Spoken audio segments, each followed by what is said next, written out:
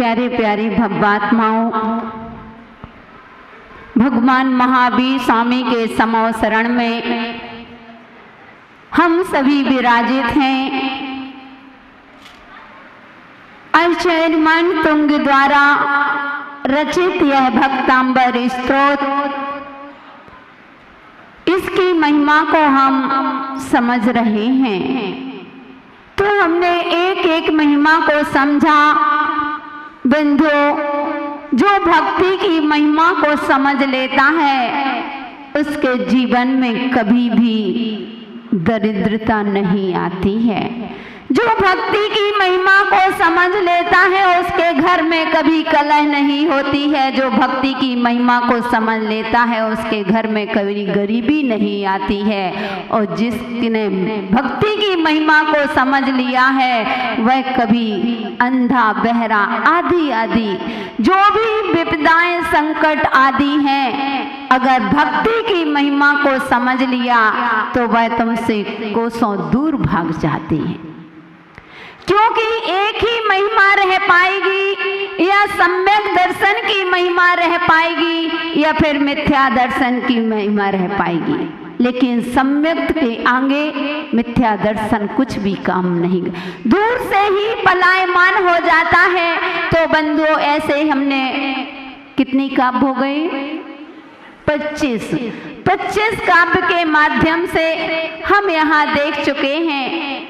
समय अपनी गति से बढ़ रहा है, विषय हमारा ज़्यादा है, तो चलते हैं ज़्यादा भूमिका न लेकर के 26वां काव्य सभी लोग खोलेंगे।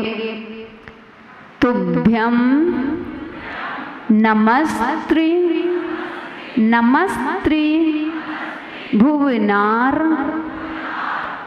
रेप है, भुवनार तिहराय नाथ तुभ्यं नमः क्षितितला मलभूषणाय, तुभ्यं नमस्ते जगतः परमेश्वराय परमेश्वराय, तुभ्यं नमो जिन भावो दधि शोषणाय, तुभ्यं नमस्ते भुवनाथ राय नाथ,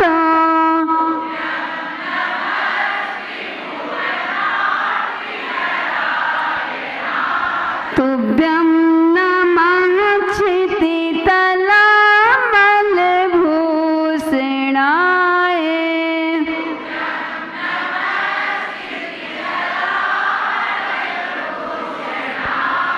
तुभ्यं नमस्ते जगतः परमेश्वराय,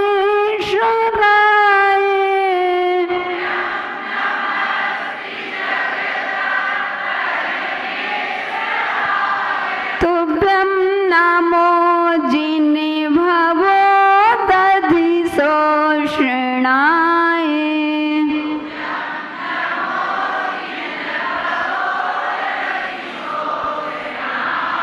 एक साथ एक स्वर में शुद्धि और विशुद्धि का ध्यान रखते हुए, सरकारी भक्तांबर नहीं, जो पढ़ाया जा रहा है वही बोलेंगे।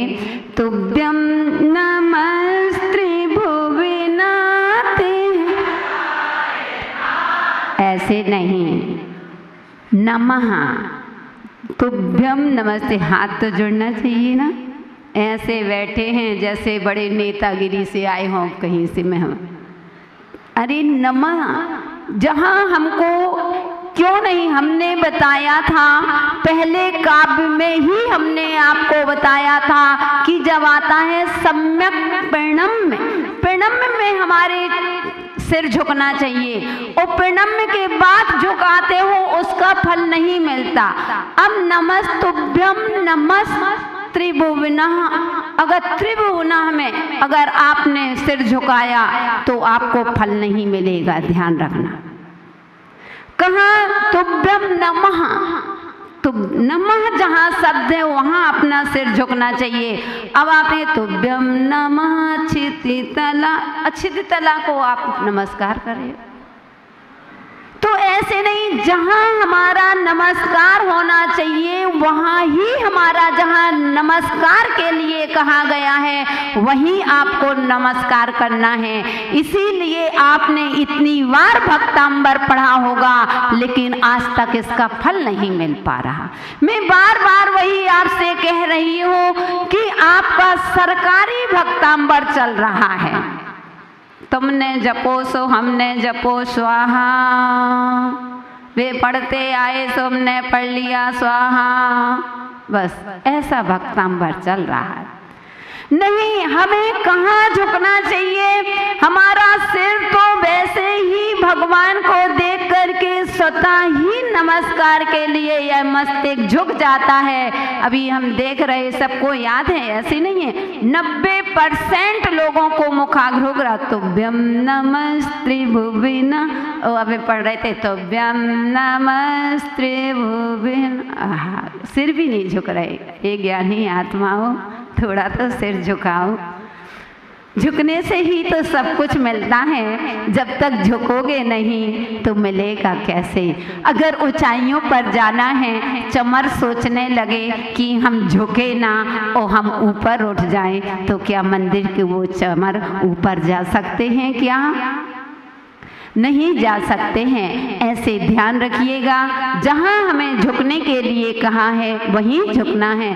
बोलेंगे तुभ्यम नमस्ते जगतः परमेश्वराय, तुभ्यम नमः क्षिति,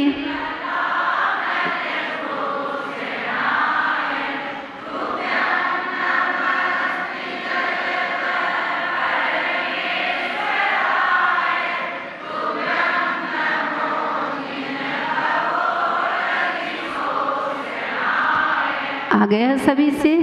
यहाँ कह रहे हैं, हे भगवान, हे महादेव, हे तीन लोक के नाथ, आप त्रिलोक की विपत्ति नाशक हो, आप तीन लोक की विपत्ति के नाशक हो। इस काव्य की पहले महिमा को समझिए। जब इस काव्य की आप महिमा को समझेंगे तब आपको इस काव्य से रुचि होगी, तब आप इसको पढ़ पाएंगे। इस काव्य में क्या शक्ति है? किसी का सिर दर्द करता है, कभी कभी आधा सिर दर्द करने लगता, करता ना आधा, उसको कौन सी रोग कहते हैं पता नहीं, अर्ध आधा सिर आधा सिर जो भी हो, यानी आधा सिर दर्द जब करता है तो आपको कहीं नहीं जाना है। इस काव्य की महिमा है, अगर आपका सिर दर्द नहीं हो रहा है तो एक बार नहीं, दो बार नहीं, तीन बार नहीं, 4 बार झुक जाइए। और वैसे भी जिसका सिर दर्द करता है तो उसको कहीं ना कोई दवाई लेने की आवश्यकता है, ना कहीं जाने की आवश्यकता है, ना कोई झाड़ा लगवाने की आवश्यकता है। हमारे जैन दर्शन में हमारे आचार्य महाराज मनतुंग द्वारा यह एक ऐसी औषधि है कि एक बार नहीं 4 बार आपके भगवान के सामने झुक जाओ। तुभ्यम नमः क्षिति, तुभ्यम नमस्ते जगता परमेश, यानी एक बार नहीं, 2 बार नहीं, 3 बार नहीं, 4 बार आप झुकोगे। एक बार कभी सिर दर्द करे तो आप झुक करके देखना, आपकी पीड़ा तुरंत ठीक हो जाएगी। जैसे आप झुकोगे आपकी पीड़ा जो आने वाला और कष्ट था उस कष्ट को भी रोक देता है। लेकिन ध्यान रखना, बार बार मेरा वही आपसे कहना है, विश्वास रखोगे तो। माता जी ने बताया तो देखते हैं करके ठीक होता कि नहीं। और ठीक नहीं हुआ, क्या हुआ? माता जी ने तो कहा था लेकिन मैं तो रोज करता हूँ, मेरा तो ठीक ही नहीं हुआ। अरे बंधुओं, कोई ये बारसिंग पाउडर थोड़ी है कि पहले इस्तेमाल करो फिर विश्वास करो। पहले विश्वास करना सीखो, क्योंकि विश्वास सबसे बड़ी जीवन की बुनियाद होती है। अब तुम्हारे पास विश्वास है नहीं, पहले करके देखते हैं, अगर हो जाएगा तो विश्वास करेगा, नहीं। ध्यान रखना, 3 काल में भी यह काम संभव नहीं है, इसलिए सबसे पहले विश्वास होना चाहिए। और विश्वास मैंने बताया कि ये वार्षिक पाउडर नहीं है कि तुम सोच लो कि पहले हम इस्तेमाल करें और फिर विश्वास करें। तो जैन दर्शन विश्वास पर टिका होता है। तो कह रहे हैं इस काव्य की विशेषता है बंधुओं, और तो क्या, जब आप मंदिर जाते हो, इस काव्य की इतनी महिमा है। कोई भी भगवान हो, आप किसी भी भगवान के सामने आप यह स्तोत्र, यह छंद बोल सकते हैं। इसमें किसी का नाम नहीं आया है, आप इसको बोल सकते हैं। तुभ्यम नमस्ते जगता परमेश्वराय, तुभ्यम नमः चित्तलामलभूषणाय, तुभ्यम नमस्ते जगता परमेश्वराय, तुभ्यम नमो जिन्वबोधशोषणाय। यानी इस काव्य को पढ़ने से आपकी स्तुति भी हो गई। बहुत से लोग होते हैं मंदिर में जाते हैं तो नमोकार मंत्र पढ़ते हैं भगवान के सामने, पढ़ते हो ना। 80% लोग मंदिर में कुछ नहीं तो भगवान के सामने जाकर के नमो अरिहंताणम नमो, अरे ओ आंख बंद करके नमो अरिहंताणम नमो सिद्धाणम नमो आयरियाणम। नमोकार मंत्र भगवान के सामने पढ़ने का थोड़ी है,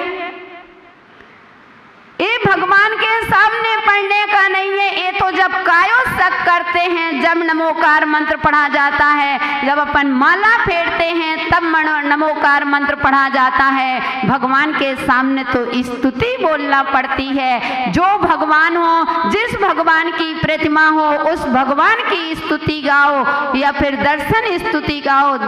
दर्शनम देव कौन सा है, यानी दर्शन पाठ पढ़ो।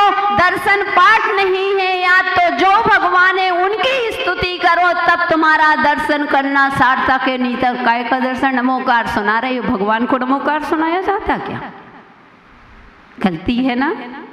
यानी हम भगवान के सामने, जो भगवान, अगर पारसनाथ भगवान है तो पारसनाथ भगवान की स्तुति करिए, और वर्धमान महावीर भगवान बैठे हैं तो महावीर भगवान की स्तुति करना चाहिए। जो भगवान बैठे हैं, यदर्चा भावेना प्रमुदित मनः दर्दुरिहा क्षणादासी सर्गी गुण गण श्रमधा सुख निधि लभन्ते सभी भक्ता शिव सुख समाजम किमुतदा महावीर स्वामी नयन पथगामी भवतु नः। यानी जहाँ पर जो भगवान बैठे हैं उन भगवान की स्तुति करो।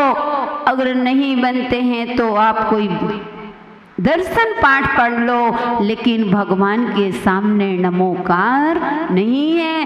दर्शन की विधि में नमोकार मंत्र नहीं है। जब अपन बैठ करके गवासन से नमोस्तु करते हैं तब अपन कायोत्सक करते हैं। कायोत्सक का मंत्र समझते हैं, कहते हैं 9 बार नमोकार, एक कायोत्सक। तो कायोत्सर्ग करते हैं तब कभी हम नमोकार मंत्र पढ़ते हैं। लेकिन दर्शन, आज के बाद ध्यान रखना, दर्शन करते समय स्तुति बोलो। हिंदी की है, नहीं बनता है महावीर अष्टक, नहीं बनता है कोई भी भगवान के नाम से अगर नहीं बनता है तो हिंदी का बोलो। अति पुण्य उदय में आया प्रभु तुमरा दर्शन पाया, अभी तक तुम्हें को भी न जाने, दुखी पाए निज गुण हानि। करो कि हे भगवान, मेरा अति पुण्य का उदय है कि मुझे आपका दर्शन हो रहा है। यानी कोई भी हिंदी की है, किसी भी, लेकिन ध्यान रखिएगा भगवान के सामने जब भी जाओ तो कोई स्तुति बोलो, स्तोत्र बोलो, भक्ति पढ़ो। आचार्य महाराज ने कहा है कि जो भक्ति करते हैं, अथवा स्तुति पढ़ते हैं उन्हीं की ही कर्मों की निर्जरा होती है। नमोकार से पुण्य तो मिलेगा, ऐसे थोड़ी भगवान के सामने तुमने नमोकार मंत्र पढ़ दिया तो पाप में पड़ जाओगे। लेकिन नहीं, कौन सी विधि कहाँ फिट करना है, कैसी विधि बताई है। विधि विधान कहते हैं, कोई भी कार्य करते हो विधि विधान से करते हैं तो उसका फल अलग होता है, कहते हैं ना।